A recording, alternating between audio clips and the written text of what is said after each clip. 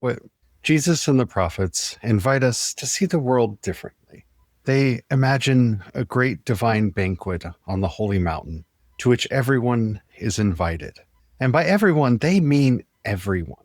The invitations have gone out, but many don't listen or send their regrets that they cannot attend. This image is pivotal to our understanding of justice and justice making because it helps to orient us just right in the work. Because we are here to attend the divine banquet and to call all others into that banquet. The others who are outside are outside. So let's talk about justice making and that great divine banquet on the holy mountain as we walk together down Creation's path.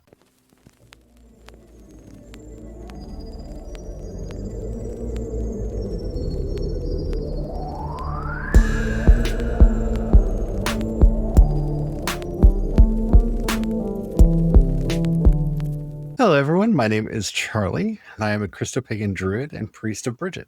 Hello, everyone. My name's Brian. I'm a Christopagan druid and sous chef to the Dagda. Today, we're going to be continuing our series, Kingdom Rising, on how to adopt the practices and the mindset of nonviolent resistance. If you want to know more about this, I have written extensively about this over at CreationsPaths.com. In fact, the essay that inspired today's conversation, if we just read it, would probably be twice the length of this episode. So if you want more depth, I highly recommend that you go there. I'm doing everything that I can to try to lay the framework and the foundation so that people can really stand on the bedrock and be able to take actions from a place where they are rooted in solid ground. But before we get into all that, I just want you to know that everyone is welcome to be here, no matter where they are in their journey, no matter what they believe or who they are. We all come to this work from different places at different times and at different levels of skill, and we're always still learning together. I do invite you to please like, follow, subscribe, whatever the terminology happens to be on whatever app you're listening to us on. We provide the best formation content that we can every week, and you really don't want to miss a thing. We have a lot of amazing topics coming up, and we are going to be getting into the holy season soon. So this is actually some really good in bulk prep work too. It really is. All right, let's just get into it now, shall we? So both the prophet Isaiah and Jesus go to this image of the divine banquet. Isaiah's version of the story is a very end times one where everything has already come to pass. Everyone is coming up onto the mountain, and it's very much a reverse Tower of Babel story. Everyone is there. Everyone is partaking of the delights that have been set forth for them at the table of the Lord, and they are starting to celebrate in the new world that comes out of this. Jesus, as he is wont to do, situates his banquet here and now in the world that we're currently living in. The banquet is currently happening. It's not going to happen at some point in the distant future. It is happening now, and messengers have gone out to start bringing people in. And they went out to the landholders and the farmers and the people who had power and legacy in his time. And they all found excuses not to come. I think you can read a lot of different emotional reasons into each of those excuses. And so he sends his servant out again. We'll just go and find more people. And they go out and they find more people, and there's still room at the table. And he says, go back out. Just go everywhere. Just keep going. Keep finding people. There's still room at the table, and every seat should be filled. And it is a very present image that really kind of spoke to me when I was rereading it to the times that we're currently living in, especially the regrets section at the very beginning, because you can read a lot into those various regrets. Oh, no, I have too much to do. Oh, no, I just got my new oxen and I need to take them out for a test spin, right? Everyone has their own excuse not to hear the call to the banquet. And as we've been talking about a lot in this series, they're always, no, I'm too busy to take the time. It really resonates a lot even with today, because a lot of us struggle with this feeling like, why does justice feel so impossible? And this part of why it feels so impossible is because so many turn down the opportunity to go be at the banquet. You got to take care of the kids, you got to go to work. The life itself is organized in society to keep us. So we have a plethora of excuses and pardons offer as an opportunity. It's part of the design. That word is so important. Part of the design. When we actually look back at the Industrial Revolution and the changes that happened to the workforce as we moved into the wage labor world that we live in today, there was a very intentional design put into this that, oh, no, we need to make sure that they don't have enough time. If we give them too much time to think about it, they will start realizing how much money we're keeping and not sharing with them. They will start to realize how valuable their work actually is. And this isn't me like projecting over the people at the time. We have their letters back and forth to each other. We have their public speeches that they gave where they shamelessly said these things up front. You can still hear this today when I know our congressman has said publicly that the minimum wage has to be kept low because if people aren't afraid of starving, they're not going to work the 2 to 3 jobs we want them to work. That is a horrible way to think about how to build a society. But he's said that publicly. That's the whole point here. It's the facade is always of any regime, anything, any system, get us to see it as permanent and natural. This is the way it has always been. That's one of the other tricky things about this point is having to be honest with yourself and allow yourself to sit in that uncomfortable moment because it's real. Like for us that are in the struggle, we have to go work. We have to go take care of the kids. We have to go to the doctor for a doctor appointment. We have to do this. We have to do that. That is real. But we also need to be honest and recognize that these are all excuses we're giving to keep us from being at the banquet. Or excuses that are foisted upon us. And in being able to sit with both, then we can also see that this is the design of the current system. There could be a better system. There used to be a better system with the education challenge because students used to be able to just be students. They used to be able to go to college with Pell Grants and other public sourced funding so they didn't have to work a job and be a student. And that led to the 60s, and they worked as hard as they could to undo that. Seeing through the lies of the system, seeing through the excuses. Because yes, some of these people are just, no, I have my own pet project that I want to be working on. I don't have time for whatever it is you're doing over there. And there is some of that dismissiveness out there, and we can see it primarily amongst the people that are listed in the story, the landholders, the wealthy, the people that are out there. But some of the people that are called to are workers and laborers, and they are kept so busy that they have to send their regrets because, well, they have work that has to get done in a manner that may not be the natural or the most honest way to do it, but in the way that it has been structured for them to get it done. This is why in the previous weeks we talked about, or actually last week's, we spent a lot of time talking about that, being able to dream, giving yourself that time, that moment to dream of something better and recognizing that that might not be till far down the road, but at least gives you something to start moving towards. Because this is where that really kicks in.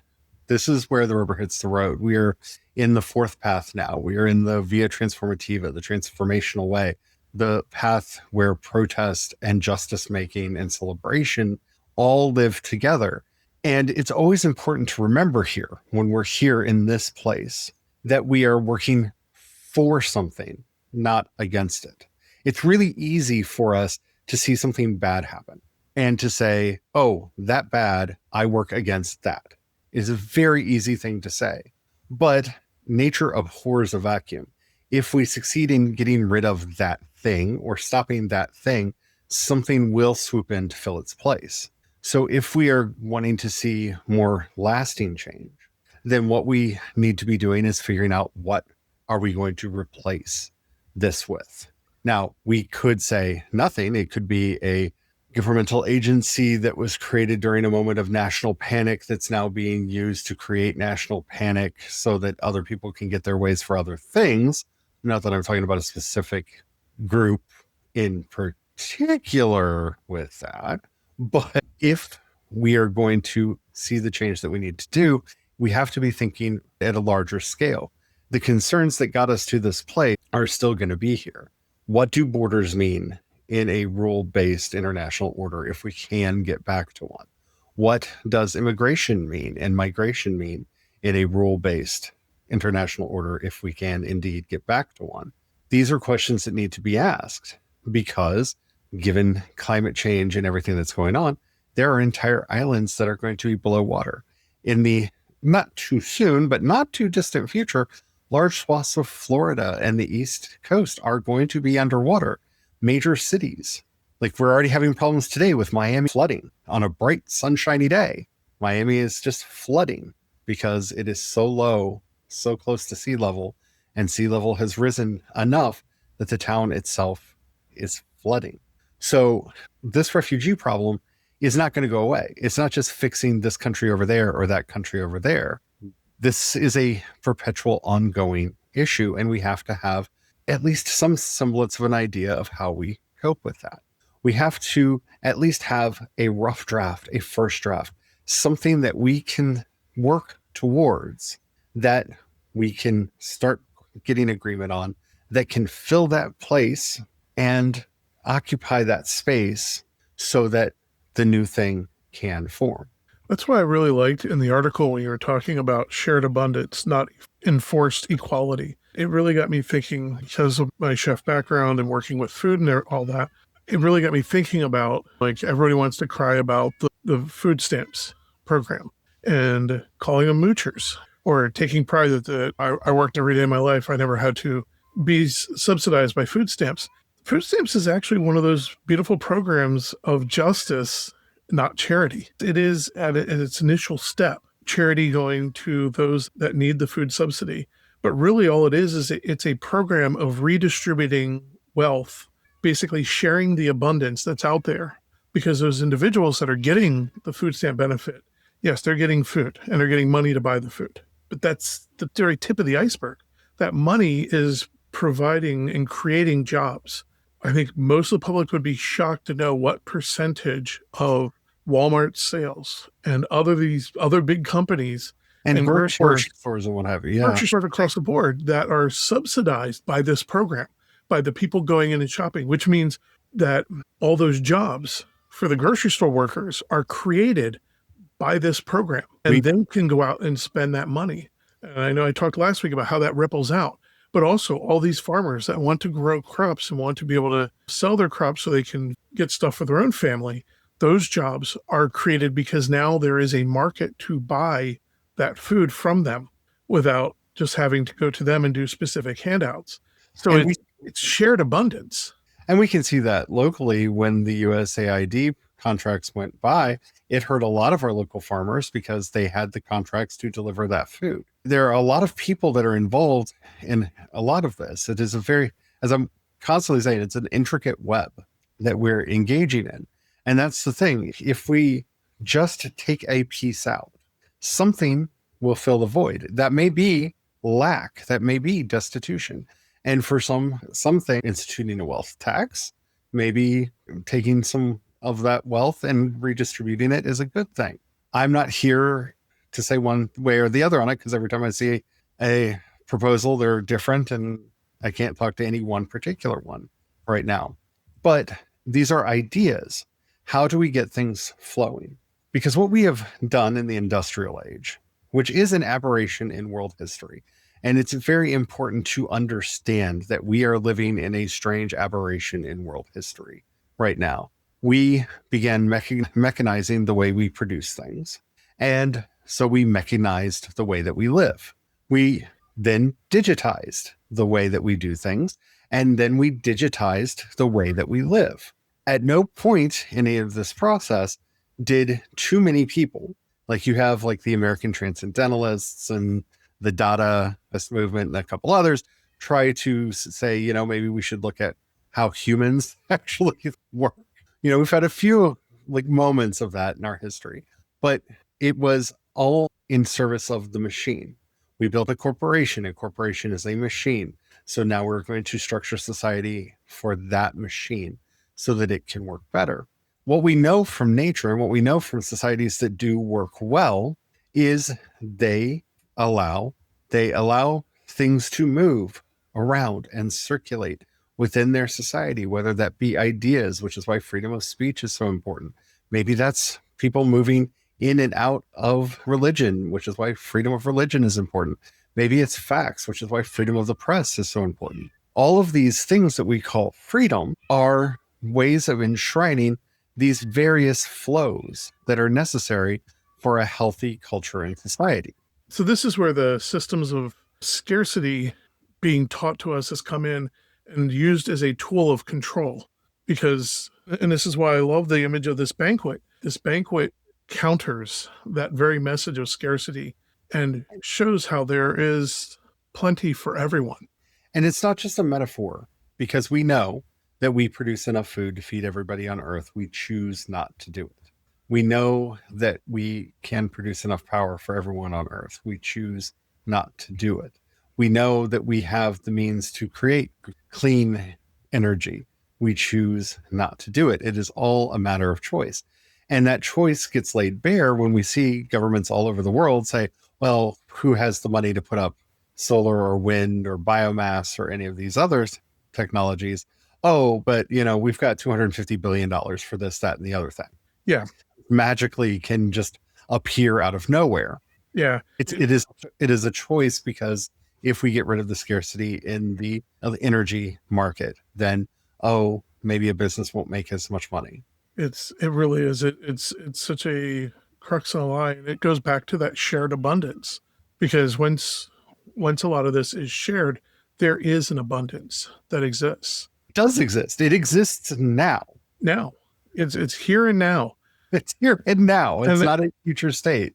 And that's part of the other part of this via Transformativa. It's not just that justice making, but it's the celebration of justice.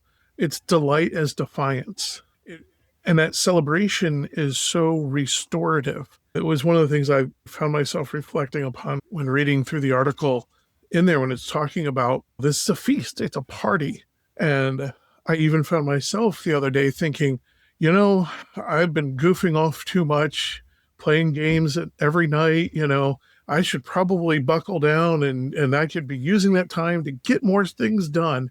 And when I honestly reflected back just a month earlier, when I was, quote unquote, buckled down and not goofing off so much, I wasn't giving myself that restorative energy from celebrating.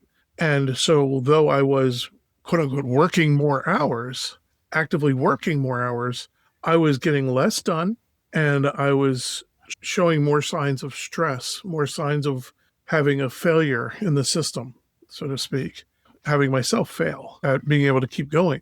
Yet this past month, after, because I was giving myself those moments of celebration and that restorative energy, I'm getting more done, not just more goofing off, but more done.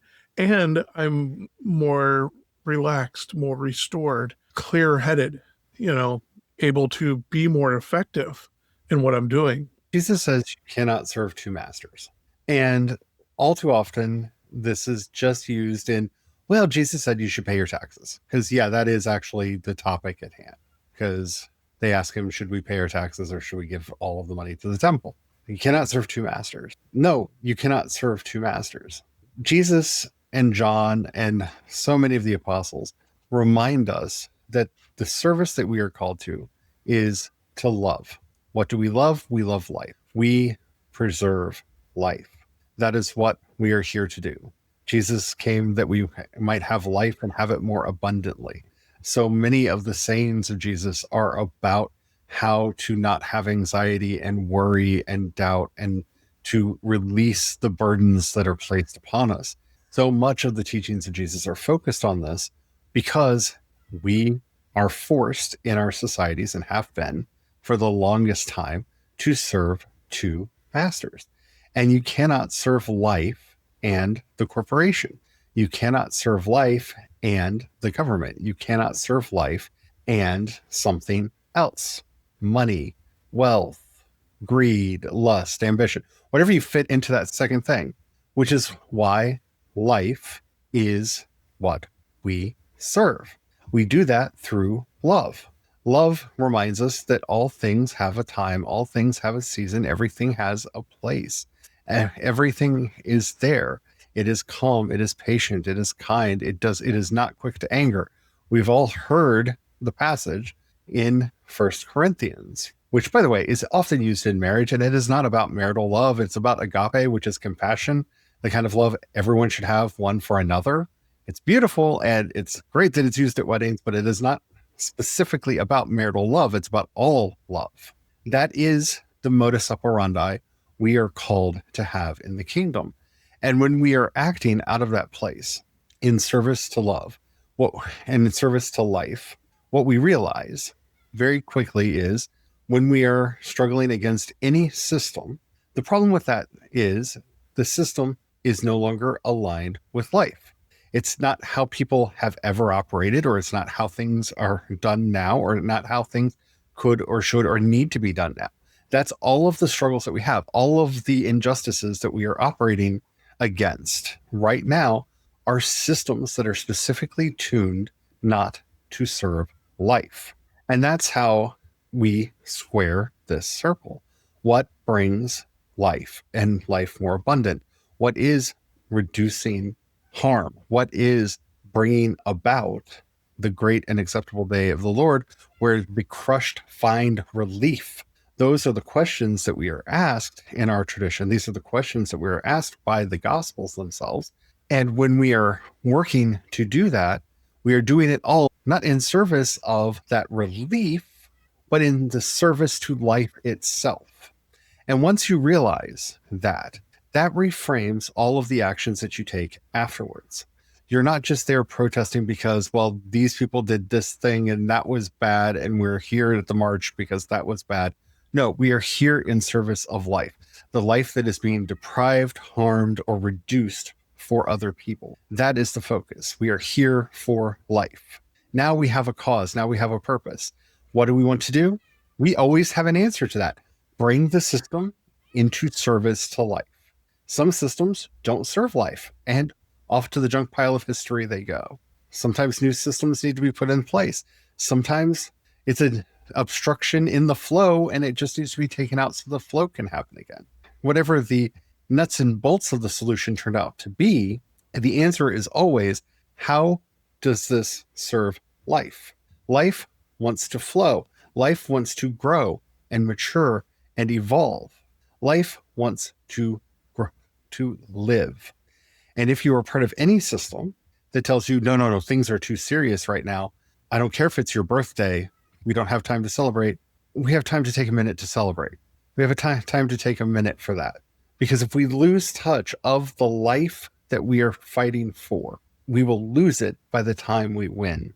That is one of the very poignant things that is there in the story of the feast. The people that said yes, that went to the feast, this was the poor, this was the homeless, the maimed, the injured, the blind of the community that said yes. And some might think, well, they're hungry. Of course they said yes to a feast. The thing is, when they said yes, it didn't magically heal them. It didn't magically give them a home. That their struggle was still real. It was never negated in this, but they embraced it in a moment of celebration. And through that celebration... See, I want to challenge you with that. Okay. It was healed. They had a place. Yeah. They were in the banquet hall. They were invited into the home. They had a place now. They were no longer hungry. They had food. They had water. It is fulfilling all of the things that Christ asks for us to do, to take care of everyone. It's the solidarity that we're called to. It is that kind of mutual aid, support, and care. The reason I break that out into 3 parts, because usually we just talk about mutual aid. Mutual aid sounds too much like charity to me, and I do not like charity. Most people do not like charity. We have a common statement in our society of, no, I don't want to be a charity case. And there's a reason for that. In charity, you have a patron who blesses a pitiful creature with money, with a home, with food, but they're the good one who's coming in to do the rescuing. And then there's the poor, wretched soul that needs the rescuing. And that model came about very strongly in the Victorian age. And that language was very inbuilt into it. And we still have that sense today. Someone who needs food stamps is still seen as the wretched who are receiving the grace of their benefactors. Once we change our mind, once we change our way of thinking and start working towards the service of life and inviting everyone to the banquet, we have solidarity with one another. And now we act for each other's mutual aid. So if I have something in abundance and you are in need, I share so that you are no longer in need. Care. We are listening to each other and finding out what people want rather than assuming people want what people want. I remember talking to people in Berkeley when we lived there, and they got very frustrated several times a year when the wealthier people in the area cleaned out their closets and for tax purposes donated things to the charity shop because they were donating impractical clothing that most people just don't need, or impractical objects that they're not actually helping anyone, but it's what I have, right? And so they weren't actually listening for what people needed. They were just acting in a way to aid themselves. So mutual aid, mutual care, and mutual support. We are only going to stay better if we are looking out for one another and supporting each other by building these friend networks and relationships one with another, so that we can keep that sense of how is everyone doing? Are there pain points in the system? I see all of that in the story of the banquet. And I see it more strongly in the book of Acts when we see the apostles living, giving everything, selling everything they have and giving the money to the poor, which, by the way, Jesus does command. The very few people actually do that anymore.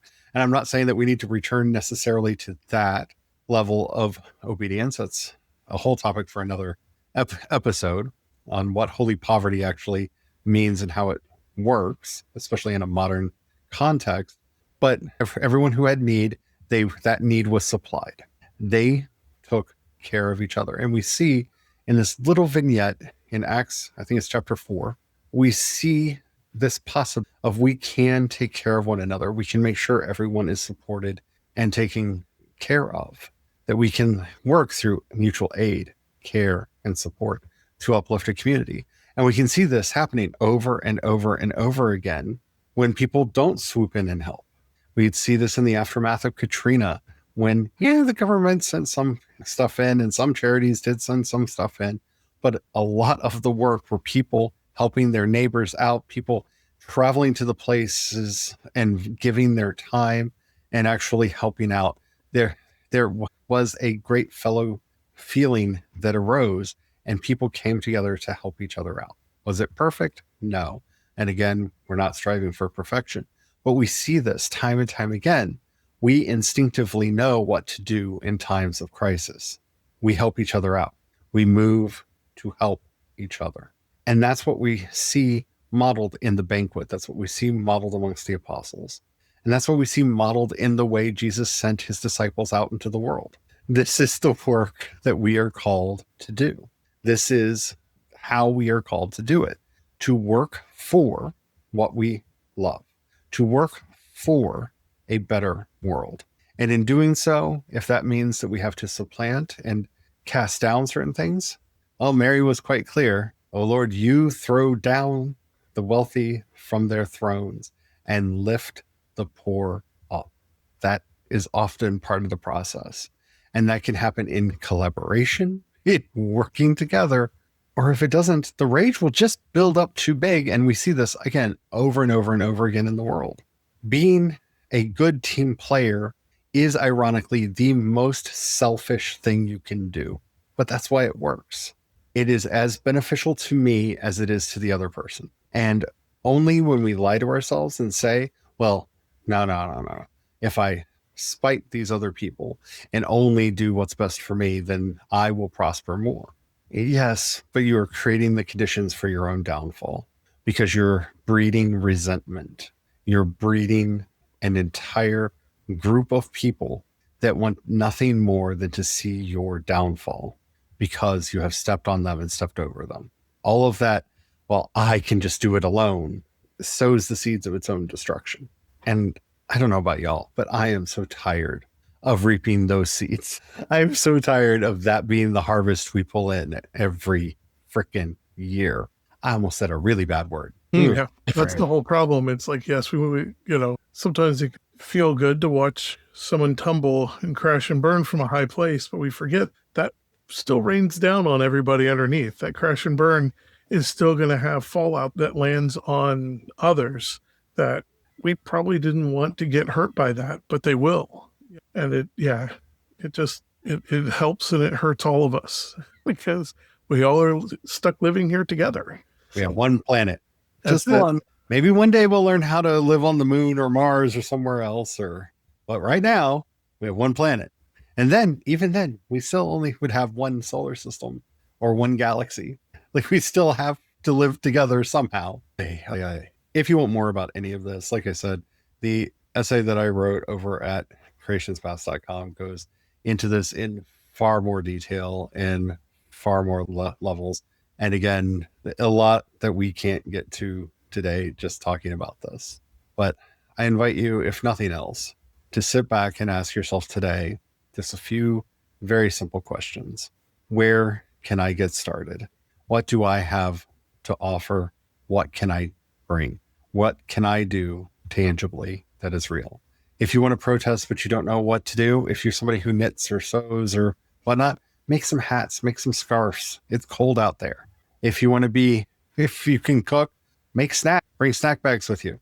Make sure that you label what's in them so people who have milk allergies or nut allergies or gluten allergies know what's in things so that they don't accidentally get sick, to support people that way. Whatever it is that is in you to do, that's what you need to be asking yourself right now. And you don't have to do everything. That's the other great benefit of working together.